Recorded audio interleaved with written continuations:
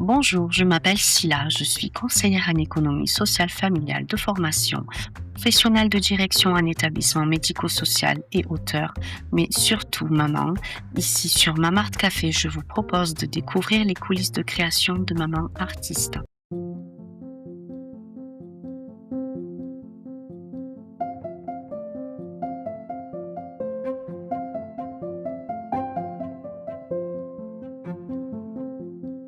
Bonjour à tous, bienvenue sur ce nouvel épisode de Mamart Café. Aujourd'hui, j'ai le plaisir d'accueillir Clémentine Baudet, qui est une autrice de romans jeunesse et de guides de voyage. Donc le roman, notamment Les sorcières de la Crima, édité depuis 2023 chez Alice Éditions, et les guides de voyage, le tour du monde dont vous êtes les héros et prenez-vous au jeu de l'aventure, publié chez Pocket dernièrement en mai 2025. Elle a été sélectionnée au prix littéraire Bouquin Malin en 2024-2025. Clémentine Beauté a commencé en tant que commerciale dans de grosses maisons. Elle a été stagiaire dans l'édition à New York et à San Francisco, libraire à San Francisco et à Londres. Donc elle a été commerciale export, à l'international dans l'édition jeunesse à Londres et puis elle a toujours voulu, concrétiser son rêve, de devenir autrice et elle a repris, les premiers écrits qu'elle a fait lorsqu'elle avait 7 ans, sur les sorcières de la Crima qu'elle a repris et puis qu'elle a pu, voir, édité chez Alice Éditions, donc rien que cela, je crois, mérite d'en apprendre davantage sur elle. Elle est maman de 2 enfants de 5 ans et demi et de 3 ans. Vous allez voir, c'est une autrice, une maman qui a plus d'un tour dans son sac et qui va partager avec nous tous ses conseils bons à prendre. Bonne écoute sur ma marque café.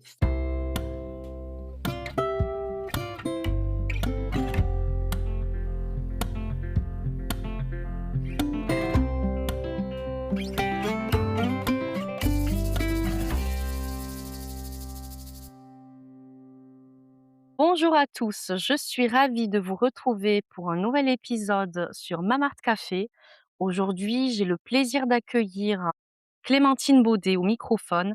C'est une autrice au parcours très inspirant qui a aussi un petit côté globe-trotteuse. Vous allez voir, elle va nous expliquer tout ça. Bonjour Clémentine, bienvenue sur Mamart Café. J'espère que tu vas bien. Merci beaucoup pour l'invitation, je vais très bien et toi? Je vais bien, merci beaucoup et j'ai hâte d'en apprendre davantage parce que j'ai lu un peu comme ça, en diagonale, ce que tu as préparé, pour notre échange, ce que je t'avais demandé comme information et j'ai envie de creuser parce que, je pense qu'il y a matière à échanger sur tout cela. Dans un premier temps, peut-être pour éclairer un peu le sujet et expliquer aux auditrices ce qui t'a amené vers le monde du livre, tout en parallèle avec, ton envie de voyage et tes écrits là-dessus. Pourrais-tu, nous expliquer ton parcours de formation et aussi tes premières expériences professionnelles dans le monde du livre et t'arrêter au niveau de ta première publication? Parce que là, j'aurais d'autres questions à te poser. Bah, alors je vais remonter déjà à très loin parce que j'ai écrit ma première histoire quand j'avais 7 ans, qui est en fait, c'était une histoire de 2 pages, mais c'est en fait l'histoire de mon premier roman. Il y avait déjà les personnages et vraiment le gros de l'intrigue. Voilà, quand j'ai commencé à lire, je me suis pris d'une passion pour la lecture. Je me suis dit: «Pourquoi pas moi aussi essayer d'écrire?» Et j'ai dit à mes parents que je voulais devenir, autrice. Ils m'ont dit que c'était pas un métier. Et et du coup, mais l'idée m'est vraiment restée et donc quand j'ai dû commencer à m'orienter, par exemple mon stage de troisième, je l'ai fait en bibliothèque, ça m'a pas trop plu. Je suis un peu dyslexique, donc j'avais énormément de mal à ranger les livres dans l'ordre alphabétique et puis après du coup, quand j'étais au lycée, je me suis un petit peu renseignée, je me suis dit: «Qu'est-ce qui pourrait être le plus proche de cette envie d'écrire un livre?» Et j'ai découvert l'édition. Je connaissais pas du tout, je savais même pas comment les livres étaient faits. Et du coup, je me suis inscrite à des DUT métiers du livre. J'ai postulé, donc c'était les débuts de post-bac, de Parcoursup et j'ai postulé à pas mal de choses et j'ai été prise au Havre pour un DUT. Donc j'ai fait mon DUT métier du livre au Havre et là-bas, ils nous avaient demandé, dès le début se spécialiser un petit peu dans un métier en faisant des recherches et des exposés sur ce métier, en interrogeant une personne qui le faisait. Et je connaissais personne, mais de fil en aiguille, en tirant des ficelles, j'ai, fait une rencontre avec un représentant Hachette. Vraiment, ça m'a passionnée. Je me suis dit: «Bah, en fait, finalement, c'est pas du tout l'édito comme je pensais au départ qui m'intéresse, c'est vraiment le côté commercial». Et j'ai fait ensuite du coup, j'ai obtenu un stage chez Hachette, grâce à ce contact. Et après, j'ai fait une troisième année de licence en marketing international dans un IAE pour lequel j'avais passé des concours et ensuite j'ai fait un master à Paris en édition, le master commercialisation du livre. Et c'était Et un en fait, ouais, non, excuse-moi, je vais te couper juste 2 secondes et en fait, tu as eu ce rêve tenace qui ne t'a pas lâché. Tu as un peu défié aussi les personnes qui te disaient, de ne pas mettre les pieds là-dedans, en gros, et donc c'est parti vraiment de cette envie d'écrire. Tu t'es retrouvé dans un monde que tu ne connaissais absolument pas. bah, oui, c'est ça.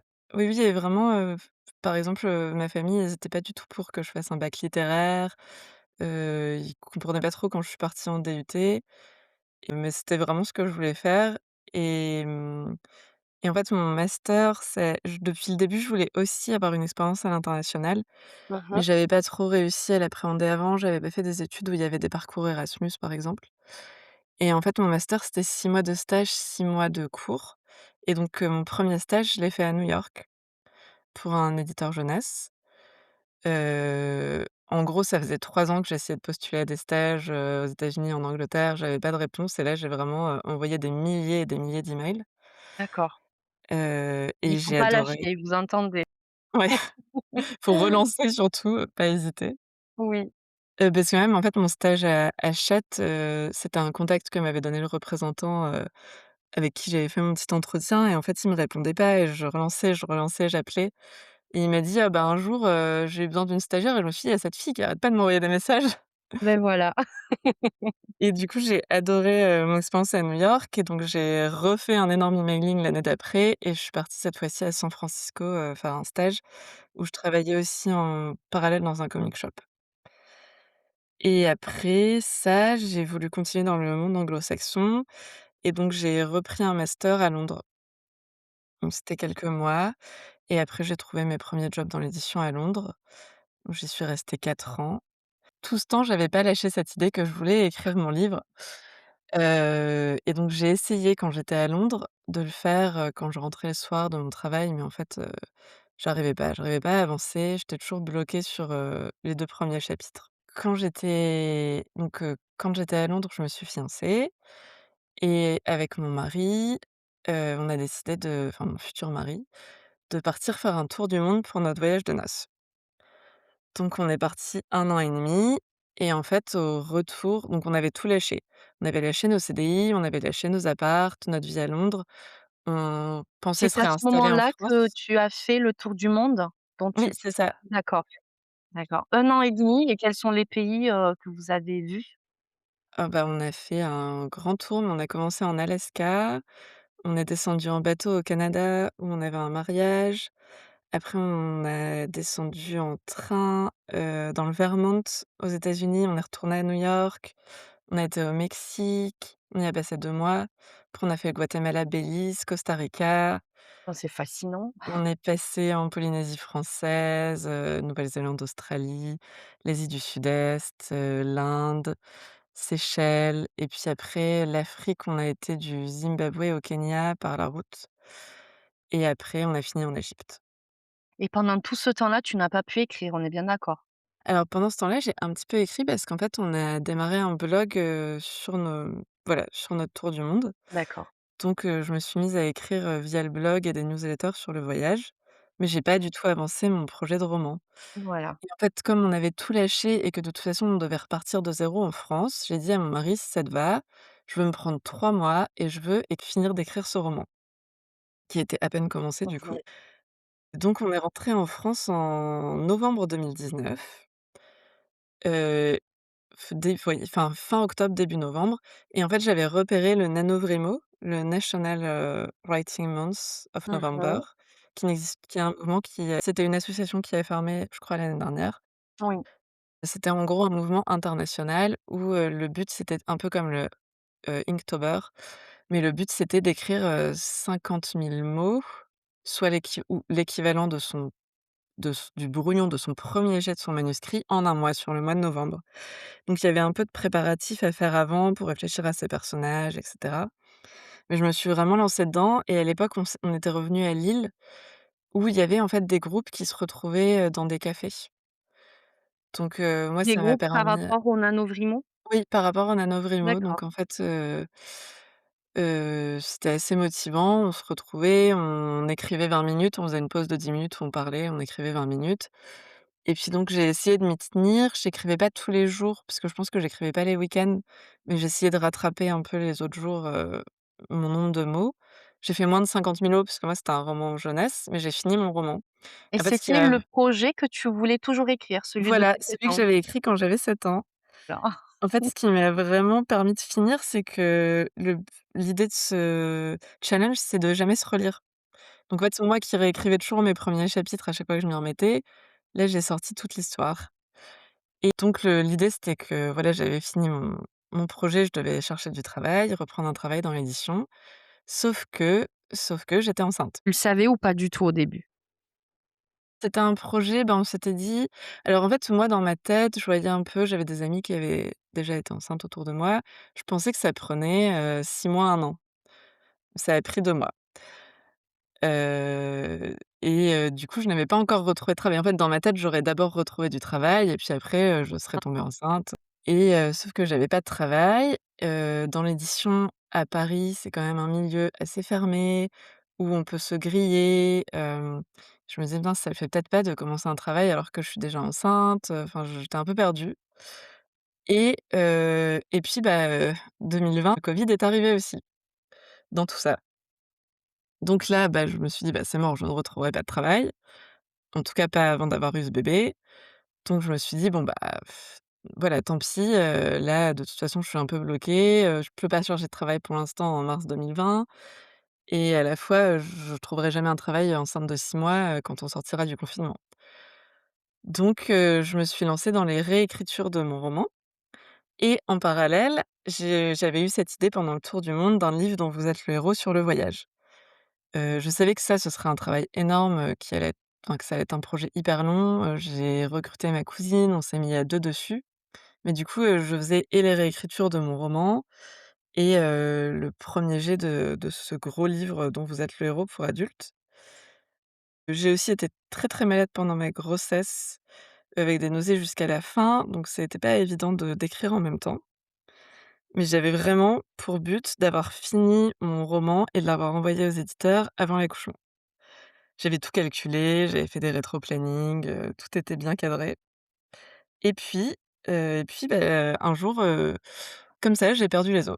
Sauf que c'était un mois avant mon terme. La première chose que j'ai dit littéralement, avant de me mettre à pleurer parce que je pensais que mon fils était prématuré, c'était: «Mais j'ai pas fini mon roman». Il me restait 3 jours de travail avant de enfin voilà, il me restait une dernière relecture avant de l'imprimer et de l'envoyer aux éditeurs. Enfin ça m'a vraiment, complètement perturbée, finalement mon fils n'était pas prématuré parce que je comptais mes semaines du lundi au lundi, mais on était un jeudi et en fait en arrivant à la maternité à 1 heure du matin, j'étais à 37 semaines depuis minuit. Donc c'était tout pile poil, mais ça m'est vraiment resté parce que j'ai donc là, je fais des ateliers d'écriture maintenant et je fais un atelier d'écriture autour de la naissance, que j'ai fait, récemment là dans une crèche avec d'autres parents. Je fais écrire en fait aux participants, un récit de naissance et je le fais à chaque fois avec les participants, pour pouvoir lire, souvent je lis en premier quand je fais des ateliers d'écriture parce que ça débloque un peu et j'ai écrit, je voulais dire: «J'ai fait un bébé et un roman». Je pense que sous-entendu, j'ai pas fait que un bébé parce que c'était quand même très dur pour moi de pas reprendre le travail et je n'ai fini aucun des 2. Donc j'avais fini ni mon bébé ni mon roman. Parce que oui, j'en ai pas parlé, mais ça a été très, très dur quand j'ai décidé de pas reprendre le travail. C'était un peu contraint, mais enfin de pas rechercher de travail. J'ai eu beaucoup de mal à assumer auprès de mes proches et de la société en général, le fait que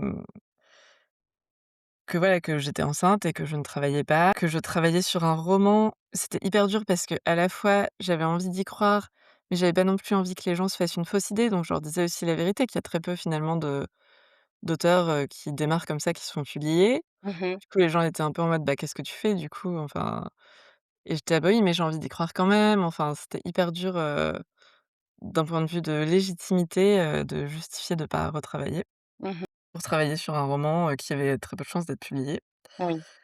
Donc je pense que c'est pour ça que j'avais vraiment besoin je me disais à la maternité, je dirais aux gens: «Regardez, il y a mon bébé, mais aussi j'ai fini mon roman» et c'était pas du tout le cas du coup. J'ai plusieurs questions. Est-ce qu'à la naissance, c'était ton fils, hein, le premier Oui, c'est enfant, mon c'est fils. ça? Voilà. Est-ce qu'à la naissance de ton fils, tu as eu quand même un goût de: «Mince, je suis passée à côté de ma grossesse» ou pas du tout? Parce que c'est quand même 2 bébés, hein, comme on dit Oui. et puis après, tu as pu quand même, prendre du recul et de la hauteur par rapport à la situation ou aujourd'hui tu te dis: «Heureusement que c'était comme ça m'a permis d'avancer». Comment tu vois les choses? Ça a été vraiment dur, en fait, j'ai apprécié ma grossesse que les 2-3 dernières semaines. Juste avant d'accoucher, je me sentais vraiment mieux, j'avais plus de nausées D'accord. et c'est vrai que les nausées agissaient aussi vraiment sur le côté psychologique. Je me sentais un peu déprimée, j'avais l'impression d'être un peu une moins que rien parce que je travaillais pas, parce que Mmh. j'écrivais mon livre et en fait, ça a été hyper dur parce que je me suis dit: «Oh, «Il me reste 1 mois de grossesse et ça y est, je vais pouvoir profiter» et en fait, j'ai pas eu ça du tout parce que Eh du coup, oui, j'ai accouché en avance. eh oui. La valise de maternité était pas prête alors que moi, j'aime bien être, très dans le contrôle, avoir tout Eh oui. préparé et tout et j'ai eu vachement de mal jusqu'à la date, ma date de terme. J'étais un petit peu dissociée, enfin, je me disais: «Mince, je devrais encore être enceinte Mmh mh. et là, le bébé est déjà là, c'est pas passé comme je voulais». Et aussi, je voulais quand même finir mon roman, mais en fait, avec un bébé en plein postpartum, mes 3 jours de travail qui me restaient, bah, j ça m'a mis plus de 2 mois, quoi, à finir, ces relectures et avoir le cerveau un peu branché pour finir mes lettres aux éditeurs. Mais bon, je l'ai fait quand même et au final, j'étais super contente d'aller poster mes manuscrits aux éditeurs avec mon petit bébé dans les bras. Et en fait, on ressent aussi, je te suis, donc je le vois au quotidien avec, tout ton côté, bah, qui de préparatifs pour les voyages et tout ça, que tu as besoin de planifier et en gros, en fait, c'est la vie qui t'avait rattrapé, quoi. Complètement. Ouais, c'est vraiment ça. Et ça, avec le recul, qu'est-ce que tu peux en dire aujourd'hui? Est-ce que, du coup, la créativité aussi, qu'est-ce qu'on en fait quand la vie, comment dire, ne suit pas nos plans à nous? Comment s'adapter? Comment tu as fait? Parce que tu étais aussi, jeune maman, c'était ton premier bébé. Comment tu as pu gérer cette, est-ce que tu as connu des périodes de frustration justement? Tu dis que ça prenait 3 jours, à un moment ça m'a pris 2 mois Ouais, et tout bah, ça, c'est une découverte en fait avec un premier enfant. j'ai découvert que les enfants, enfin, les en tout cas les tout petits, ils partent pour la sieste, mais on sait jamais combien de temps ça va durer. Heu, ouais, à la fin, j'ai arrêté parce qu'en fait, j'étais hyper frustrée à chaque fois que je me disais: «Bon, bah», j'ouvrais mon ordi et je me disais: «Allez là, j'ai peut-être au moins 20 minutes pour y mettre» et s'il se mettait à pleurer 5 minutes après, ça me rendait folle, quoi. Mmh mh. Donc à la fin, j'ai arrêté d'essayer, de travailler quand je le gardais, mais du coup, voilà, dès que mon mari était dispo, il me disait: «Bah là, tu as 2 heures» et là, je m'y mettais vraiment, mais j'essayais plus de le faire en même temps que de garder mon bébé parce que ça m'énervait encore plus de commencer un truc et de pas pouvoir finir. Oui, oui et puis en plus, tu profitais pas aussi de la présence de ton enfant? Bah oui. Donc il y avait, ces 2 objectifs en fait, et de maman et d'autrice, qui n'étaient pas aboutis en fin de compte, hein. Et donc tu as dû, réorganiser un peu, ton rituel, quoi. Et j'ai eu tout de suite aussi une pression de, bah, maintenant que le bébé est là et que mon roman est envoyé, il faut que je travaille. Donc je me suis vite remise à chercher du travail, mais c'était encore fin 2020. C'était encore compliqué, il y a eu un nouveau confinement en automne. Ça a duré jusqu'en 2021 cette histoire. Ouais, c'est ça mais du coup, j'étais quand même, inquiète de pas retrouver de travail. On était à Lille dans un tout petit appartement, donc on a déménagé une première fois avant de se rendre compte qu'en fait, j'avais pas mal d'entretiens, mais sur Paris, donc en fait, il fallait qu'on déménage, qu'on se rapproche de la région parisienne. Ce qu'on a fait du coup, mais du coup, on a déménagé 2 fois en 5 mois avec, même pas, en 3 mois, avec un bébé de 7 mois, quoi. C'est complètement fou cette histoire aussi. Sans aide parce que à chaque fois, il y a eu un confinement au moment où on déménageait. Oh là là. Et même que notre dernier logement, on l'avait même pas visité nous-mêmes parce que c'était l'époque où il y avait les 30 kilomètres, qu'on pouvait pas dépasser. Enfin bref, c'était vraiment et en fait, j'ai retrouvé un travail, dès qu'on s'est rapproché de la région parisienne, Mmh. un travail de représentante dans l'édition. Donc ça a été très, très, très dur de laisser mon bébé.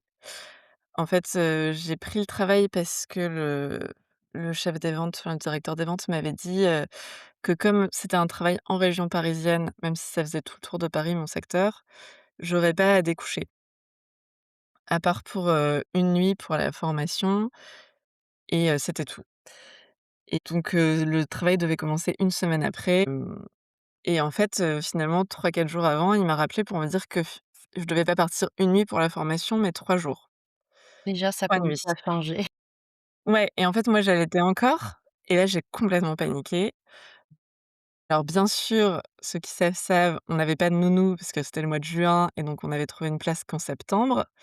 Donc mon mari, qui était en freelance s'est arrêté pour les 3 mois, et donc du coup, il arrête, enfin voilà, au moment où moi je commençais, lui s'arrêtait et j'ai fait un truc un peu fou, mais j'ai appelé les hôtels qui avaient été bookés pour ma formation. J'ai demandé si je pouvais ramener des gens en plus et comme j'avais une voiture de fonction que je venais de récupérer, j'ai emmené mon mari et mon bébé pour pouvoir l'allaiter à mes, 3 jours avec, à tourner avec un autre représentant pour qu'il me forme. Non, mais je te comprends, mais totalement. J'ai dit quand même, je m'entendais très bien avec celui avec qui j'ai fait ma formation, donc au bout du 3e jour, je lui ai dit, il était là: «Mais non, mais attends, bah, on va aller déjeuner avec eux et tout». Mon mari Heureusement, caché. heureusement.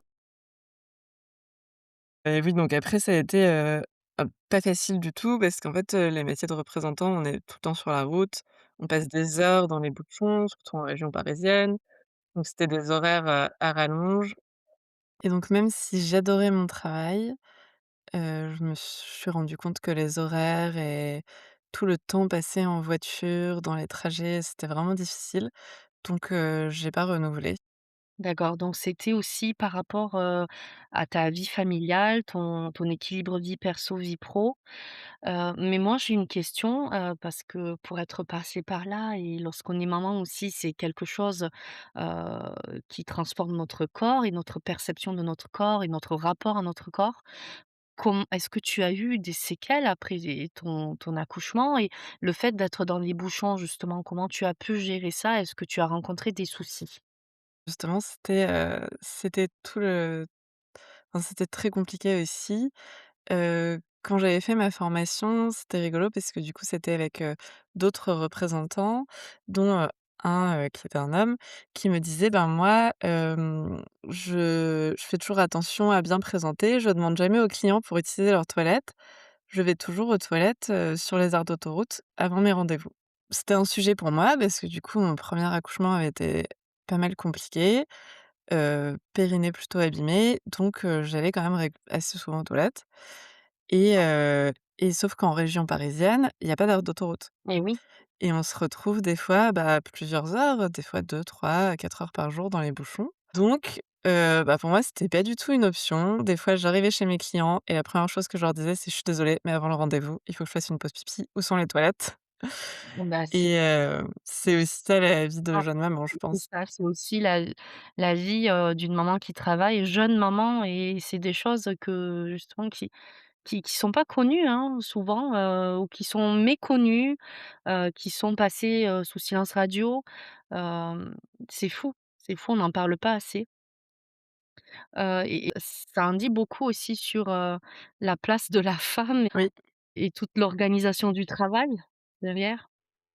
Oui, complètement, et heureusement dans mes formations, j'avais aussi été formée avec une représentante, même s'il y avait quand même quelques femmes dans mon équipe, qui avaient 3 enfants et qui du coup, pour le coup, avaient des conseils, qui étaient vraiment utiles et sur comment, elle organisait ses journées pour quand même, être là pour faire les devoirs, avec ses filles, et puis elle m'avait dit qu'il y avait pas de honte à demander, où étaient les toilettes chez ses clients.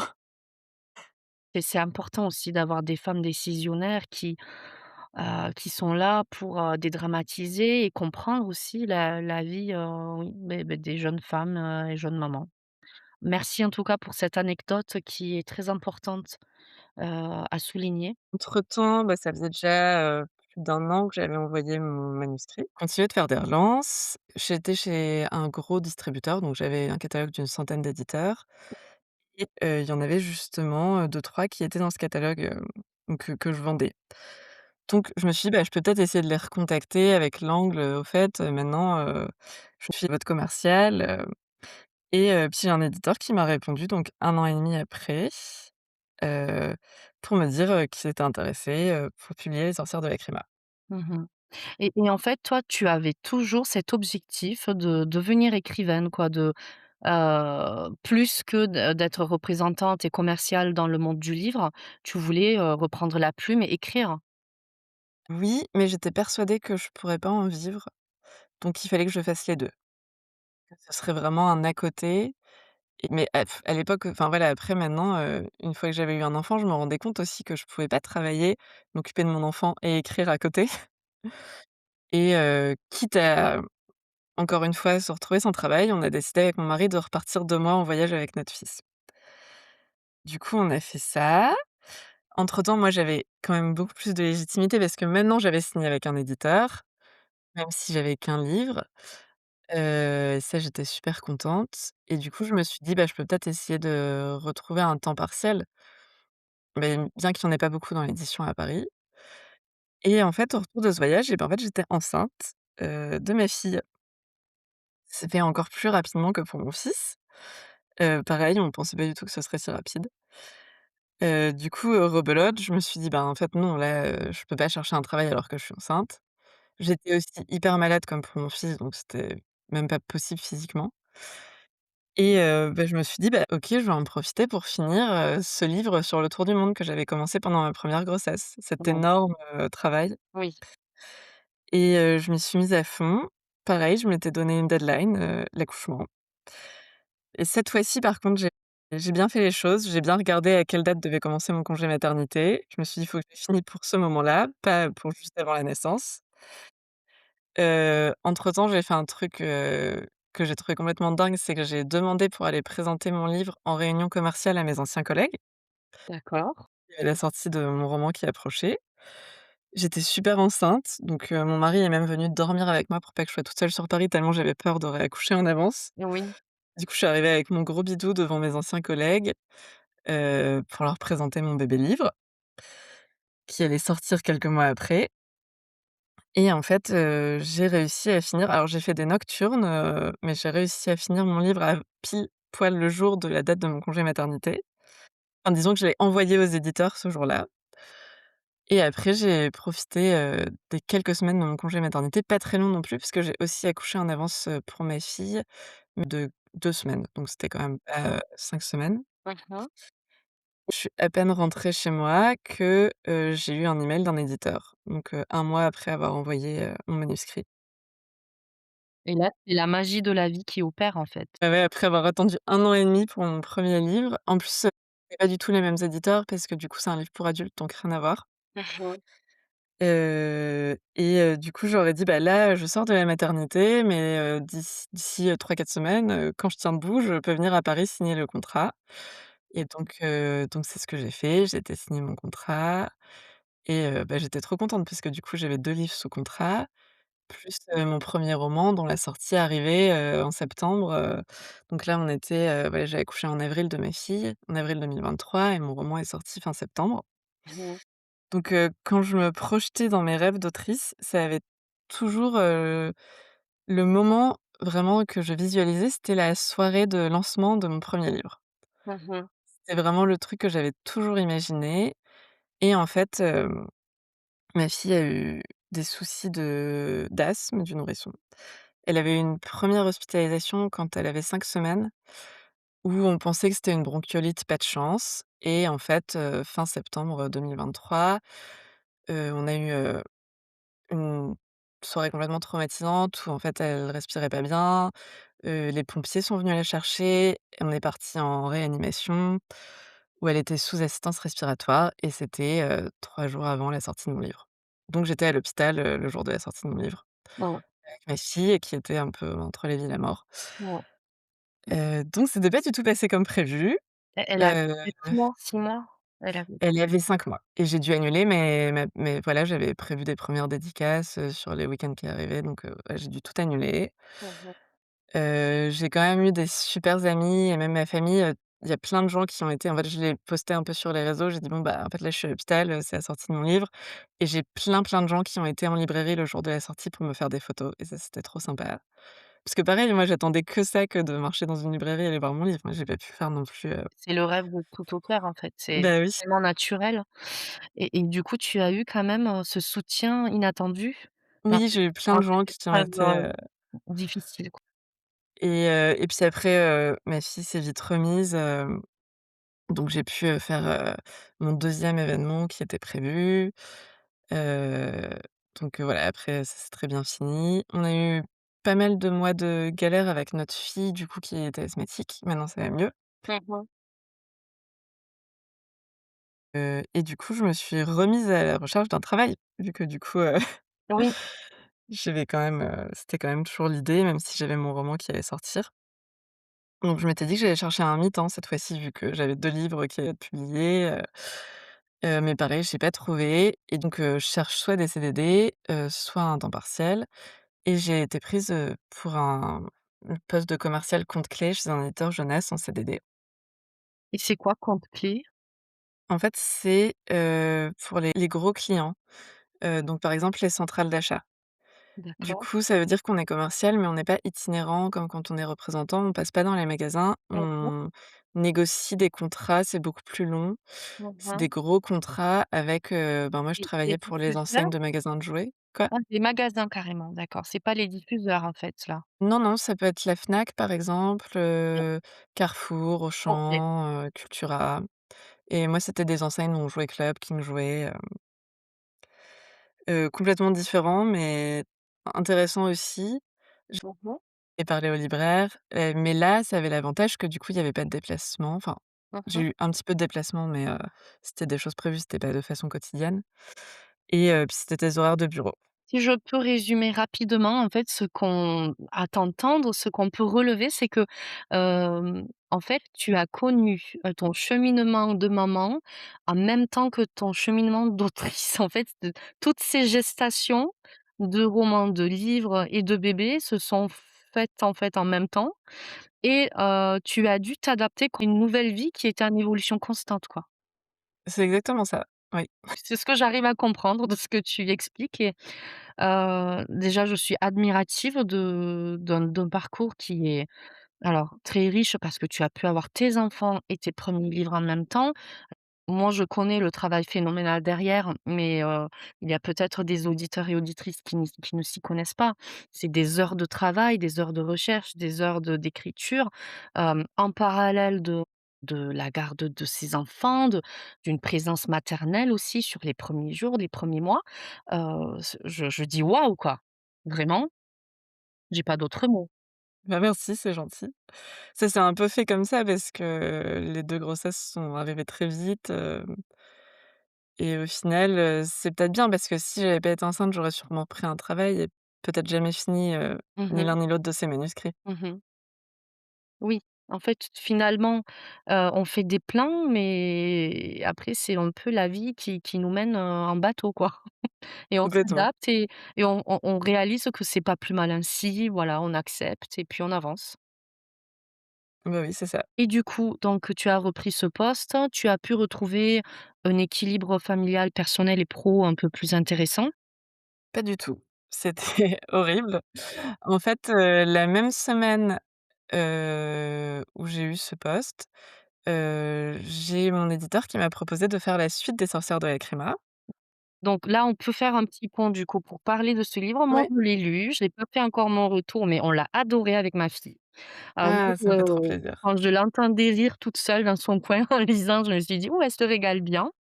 Et c'était vraiment le genre de livre que j'aurais aimé lire petite, qui nous plonge dans un univers vraiment enchanté qu'on aimerait bien aussi connaître un peu dans la vie réelle quand on est enfant avec, toute cette envie de sortir, de son univers. Hem, donc dans ce livre-là, je te laisse le présenter, mais tu touches aussi des thèmes, assez intéressants comme, la relation frères et sœurs et les relations fraternelles et puis il y a aussi ce papy, voilà. Est-ce que c'était des thèmes que tu voulais travailler? Pourquoi? Le livre objet est très beau aussi et c'est chez Alice Éditions. Oui, du coup, c'est l'histoire d'une, petite fille qui a un jour un corbeau qui s'écrase sur sa fenêtre et qui laisse derrière lui, une petite fiole et en fait, sa poupée prend vie après. Sauf qu'elle est insupportable, elle avait toujours rêvé de pouvoir jouer avec sa poupée et qu'elle soit vivante, mais là, elle fait que des bêtises et en fait, son grand-père lui dirait qu'il existe, peut-être un pays caché où il y aurait des sorcières et qu'elle devrait peut-être essayer d'y aller pour faire désensorceler sa poupée. Il est un petit peu inconscient, il l'envoie avec son frère et sa sœur et donc en fait, ils partent pour ce voyage, sauf qu'à un moment, elle se retrouve toute seule et elle tombe pas sur la bonne sorcière et bah, c'était vraiment je pense ce que j'avais envie de lire quand j'avais 7 ans, Et oui, clairement. oui, oui, mais finalement tu l'as mais c'est fou quand même de se dire qu'elle a été jusqu'au bout de son rêve. Elle a continué le livre qu'elle a démarré à 7 ans. Et le personnage est très clairement basé sur moi. J'ai un frère, une sœur, enfin les grands le grand-père est un peu un mix de mes grands-parents. Mmh. Hem, Et tu es la cadette? je suis la dernière, ouais, ouais, comme dans le Voilà. livre. Mmh et du coup, j'étais super contente d'avoir l'opportunité de faire une suite. La suite est encore plus, portée sur les relations familiales avec le personnage de la maman qui est malade. Hem et voilà, ça s'est signé la même semaine, donc j'avais une deadline pour le rendre et le en même temps, mais vraiment à 2 semaines près, on a acheté une maison qu'il fallait entièrement rénover. Là, je vous suis plus. Bah, alors là, c'était vraiment le truc de trop et donc en fait, du coup, c'était quand même un travail sur Paris et là, je me suis dit: «Non, ça va pas le faire», donc je me suis dit dans ma tête: «Bah, c'est pas grave, le livre, je l'écrirai de mi-septembre à décembre». C'était hyper ambitieux et ça me stressait vachement. Alors j'y pensais bien sûr, ça cogitait, mais vraiment j'avais pas l'espace mental, j'avais pas la bande passante pour même commencer, quoi. Mais du coup, j'ai tout donné pour la sortie de mon livre qui est sorti en mai.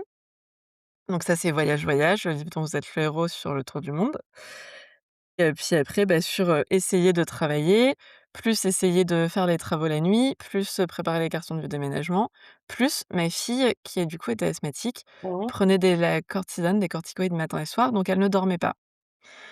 Et sachant qu'elle était aux plus hautes doses de corticoïdes quand j'ai commencé mon travail, donc on était réveillés 6 à 7 fois par nuit et je sais pas comment je faisais, mais je enfin, j'avais plus du tout, en fait, quand on dort pas, le cerveau ne fonctionne pas, quoi, c'est un truc de fou. Alors je suis en plein dedans, Clémentine.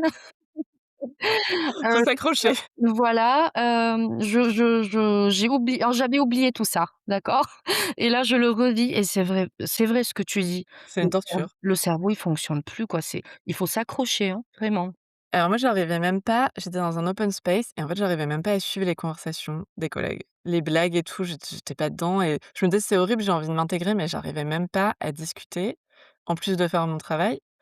Et des fois, j'envoyais 3 emails à la suite parce que je faisais des erreurs dans mes formules, dans mes fichiers Excel, quoi. C'était vraiment, ouais, le et bien sûr, en plus, bah, parce que 2 enfants en bas âge veut dire plein de virus, j'ai tout eu.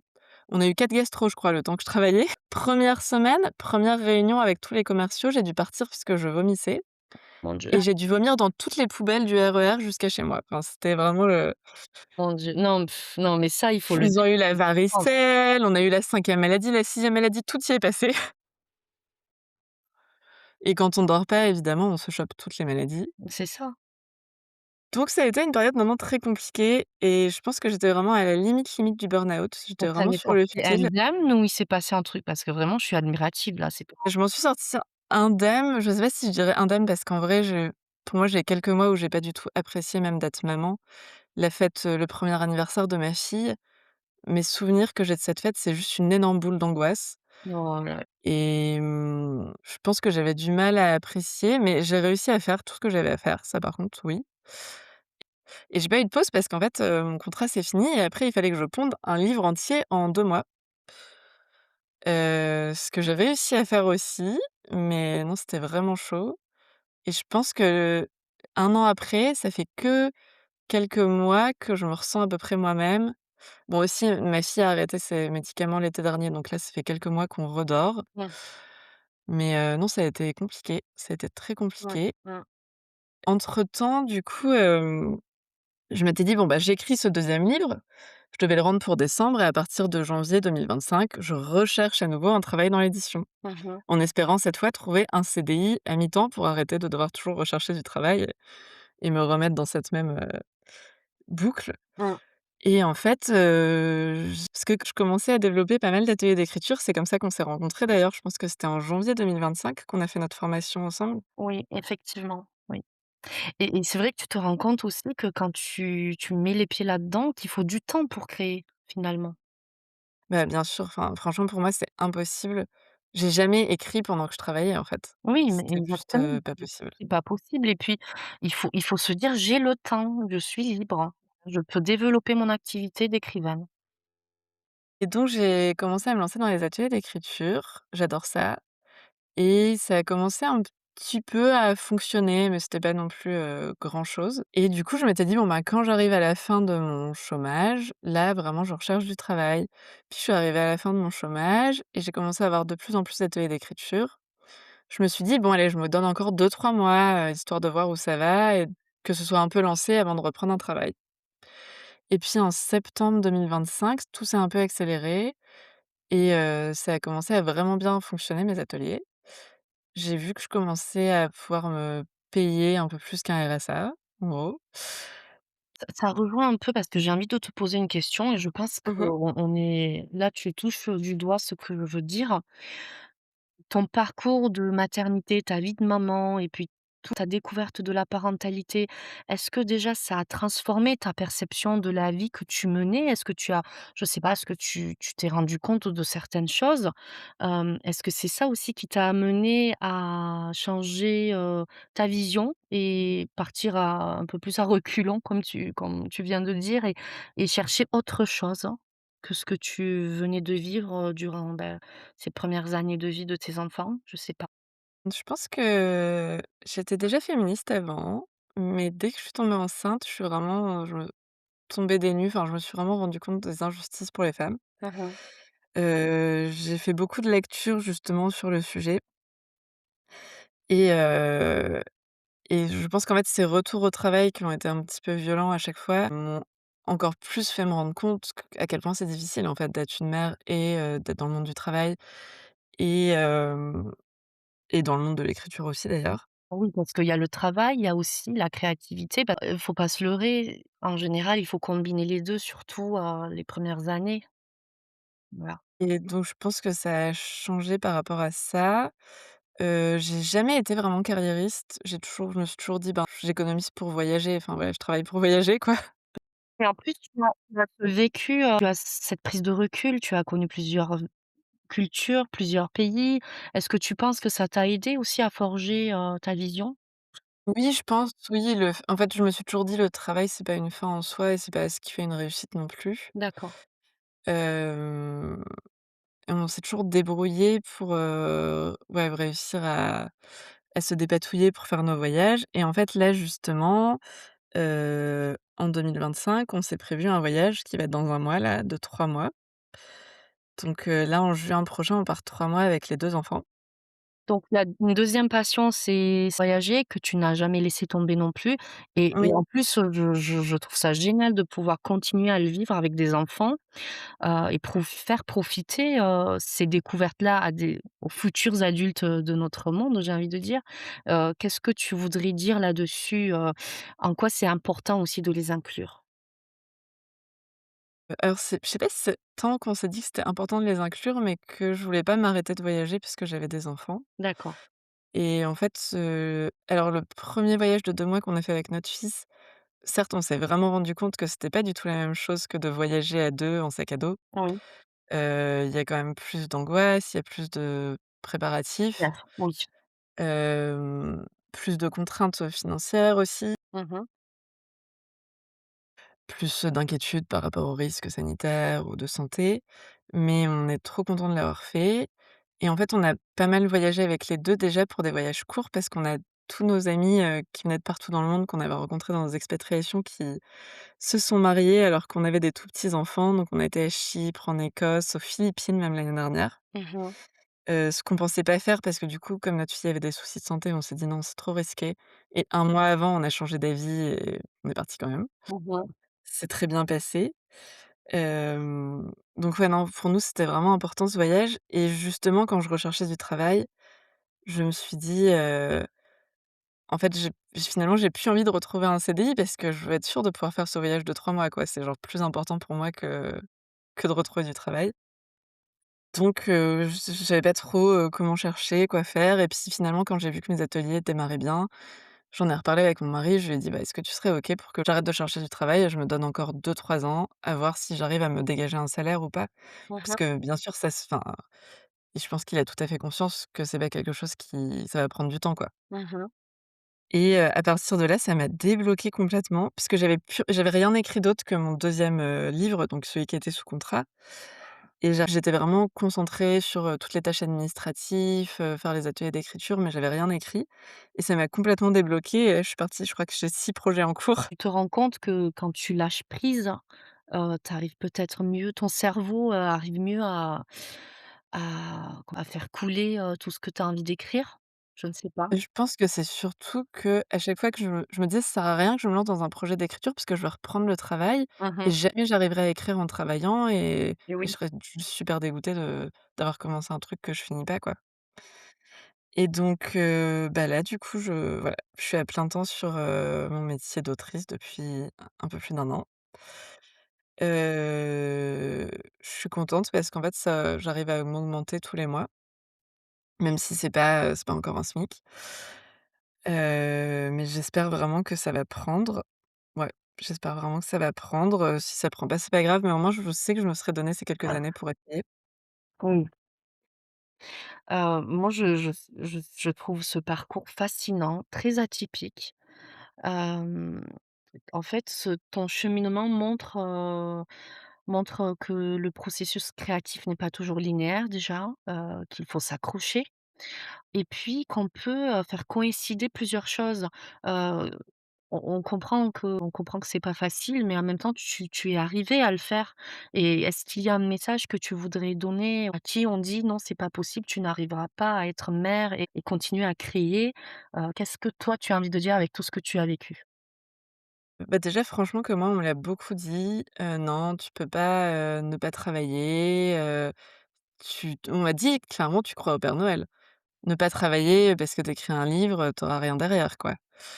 Heu, de même qu'on m'a dit: «Tu vas voir avec les enfants c'est trop dur», ou pas mal de choses comme ça et bah, faut pas les écouter, faut vraiment s'écouter. Mmh. Faut pas lâcher. Je pense que si on veut quelque chose très fort, faire après faut pas non plus en faire trop. Enfin, je pense qu'il faut c'est ça qui est dur avec la maternité, c'est que quand on en fait trop, c'est aussi un peu dangereux presque. Mais il faut quand même pouvoir se préserver parce que ça demande quand même une attention énorme d'être maman, Mmh. et une charge mentale incroyable. Mais oui, non, et je pense qu'il faut pas lâcher. Il faut surtout refaire ses relances, hyper important. Mmh.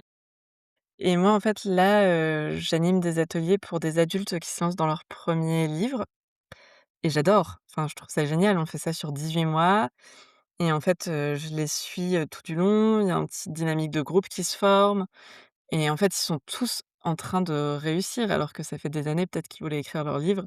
Mais je pense qu'il suffit d'avoir les outils et de se Mmh. dire: «On y va» et en fait, je pense que le fait qu'ils se soient inscrits à l'atelier, qu'ils aient payé pour l'atelier, ça les a un peu, forcés à aller au bout de leur truc.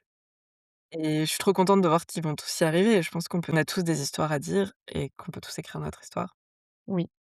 Et au travers de tes œuvres, est-ce que tu as une position ou des messages que tu souhaites transmettre? Quel est ton positionnement en tant qu'écrivaine, contemporaine? Et est-ce qu'il y a un retour qui t'a particulièrement touchée ou surprise? Alors je pense que dans mes livres qui sont déjà publiés, il y a beaucoup du côté, environnemental, à la fois sur le voyage et dans Les Sorcières de Lacrima. Heu, je pense que j'espère transmettre, dans les 2 des valeurs très féministes. Hem et c'est quelque chose que je veux continuer de faire. Là, j'ai plusieurs projets en cours, sur le patriarcat, sur, la transidentité, sur la maternité, sur, l'hospitalisation avec un nouveau-né. Donc voilà, non, c'est des c'est des choses qui me passionnent et sur la famille aussi, sur la maladie, sur, Quel format tes projets? Ce sont des romans, des albums? C'est quoi? tous mes projets en cours, c'est des albums, Mmh. et je travaille aussi sur un autre roman, un tout petit peu plus jeune que pour Les Sorcières de Lacrima. Les Sorcières de Lacrima, c'est 8-12 et là, ce serait plus du 7. D'accord. Est-ce qu'il y a un retour qui t'a touchée, surprise? Pourquoi?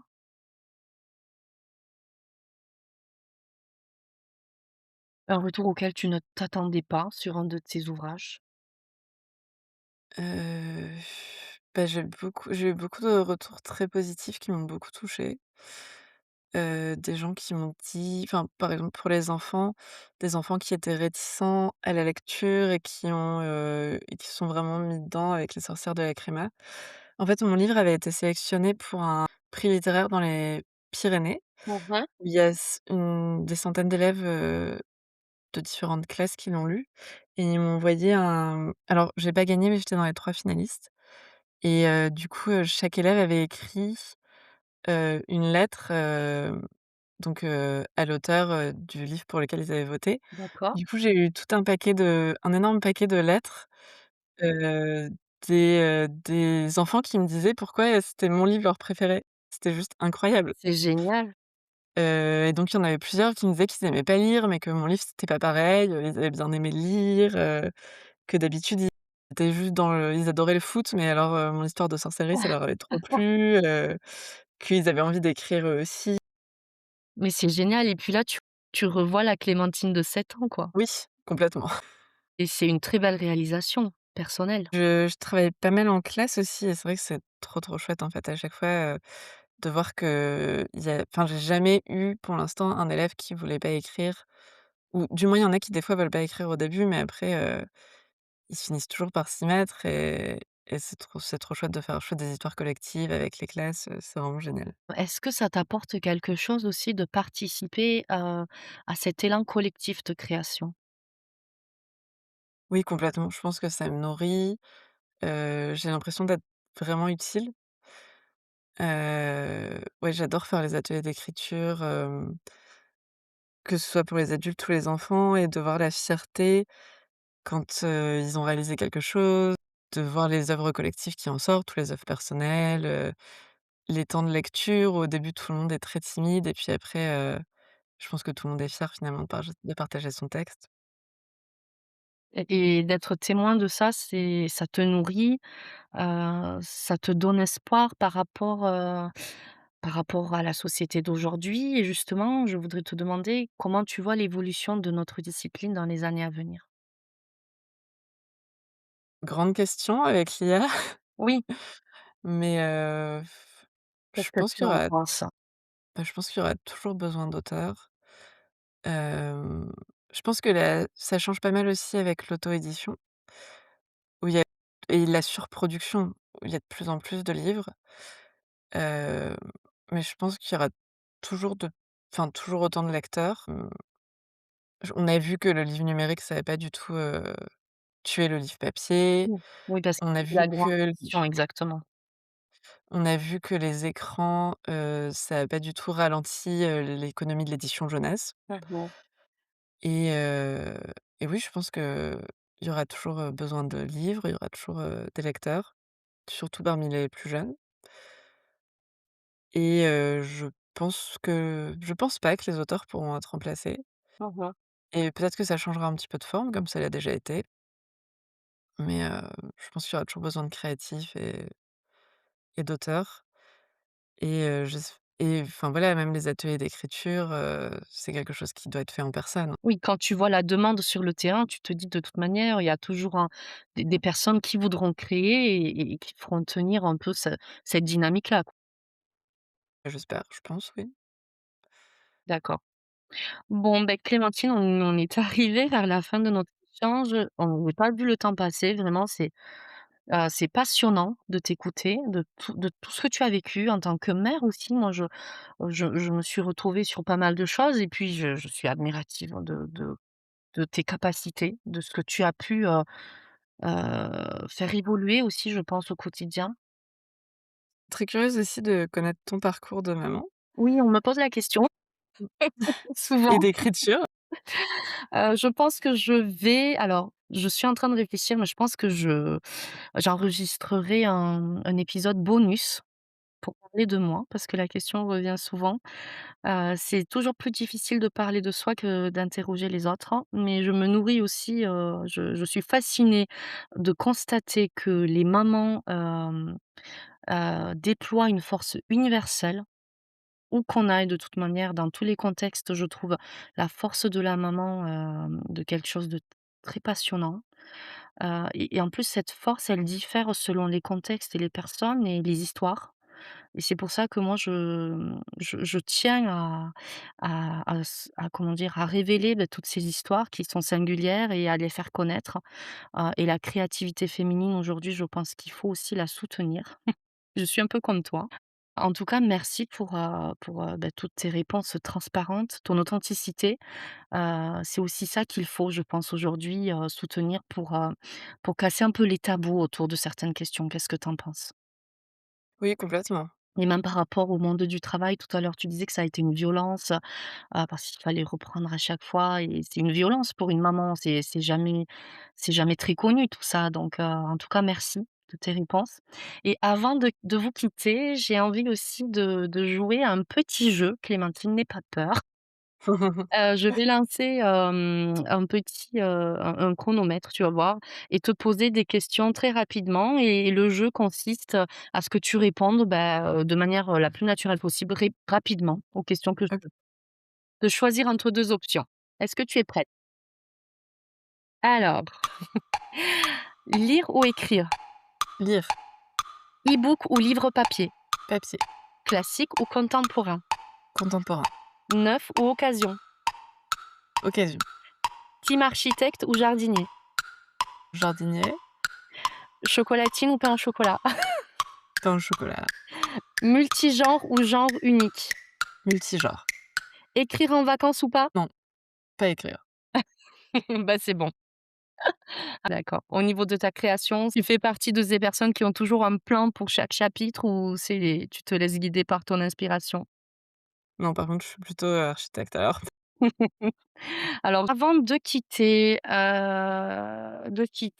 nos auditeurs, est-ce que tu as un message que tu aimerais adresser à tes lecteurs, voilà, aux personnes qui te suivent au quotidien? Je pense que je voudrais dire à tout le monde, que si vous avez un projet de livre, de pas lâcher, de l'envoyer à plein de gens, de faire vos relances et que si vous avez un projet bébé, de pas lâcher non plus, que c'est absolument génial, que c'est possible de faire les 2 en même temps. Ça, c'est super. Et où est-ce qu'on peut suivre ton actualité, Clémentine? Je suis à pas mal d'endroits, alors principalement sur Instagram, à Clémentine Baudet, Baudet. Mmh. J'ai aussi une page Facebook et j'ai si vous êtes plutôt intéressé par le côté voyage, j'ai un blog voyage.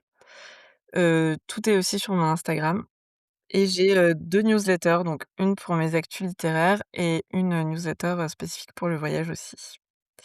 J'ai écouté un de tes, je pense le podcast numéro 2 Oui, où Clémentine, je sais plus si c'était oui, oui, Clémentine, c'est Clémentine. qui disait qu'elle était pas très newsletter, et qu'elle lisait pas les newsletters, mais moi par contre j'adore, m'abonner aux newsletters, d'auteurs et d'autrices. Super de rebondir là-dessus, parce qu'on se posait la question. Est-ce que c'est encore d'actualité et tout ça? Donc tu as des lecteurs de newsletters, en gros, toi tu continues d'envoyer? Ouais, alors moi, je suis une grande lectrice de newsletters, D'accord, j'adore les newsletters, d'autrices et du coup, moi, oui, j'ai 2 newsletters, donc une, vraiment sur le voyage et une, vraiment, plus sur, mes livres et donc voilà. super. Alors je mettrai les liens de tes différentes, plateformes, Mmh. et les newsletters, on s'inscrit là-dessus via quelle plateforme? Alors sur mon Instagram, il y a un lien pour les 2. OK, bon, mais génial. Super. Encore merci Clémentine, ça a été un Merci échange, à toi. très, très riche. Je pense vraiment que là, on peut avoir, des pistes de réflexion et puis même, des choses qui parleront à pas mal de mamans, futures mamans et créatrices aussi. En tout cas, merci pour ton authenticité, comme je viens de le dire. C'est très important pour moi de pouvoir avoir des réponses qui viennent du cœur et tu as joué le jeu. Merci infiniment. Merci à toi.